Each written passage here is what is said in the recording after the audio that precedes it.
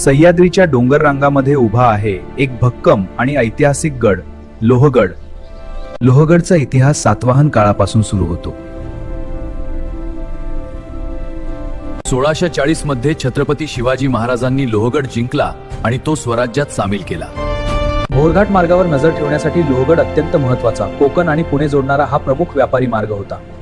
सुरत मोहिमेनंतर मिळालेला खजिना काही काळ लोहगडावर सुरक्षित ठेवण्यात आला. लोहगडचा सर्वात प्रसिद्ध भाग म्हणजे विंचू कडा. विंचवाच्या शेपटीसारखा वळणदार कडा. गणेश, नारायण, हनुमान आणि महादरवाजा हे 4 मजबूत दरवाजे किल्ल्याचं संरक्षण करत होते.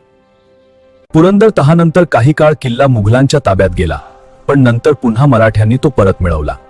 पेशवाई काळातही लोहगडाचा वापर झाला. 1818 मध्ये तो इंग्रजांच्या ताब्यात गेला. आज लोहगड ट्रेकर्ससाठी आकर्षणाचं केंद्र आहे.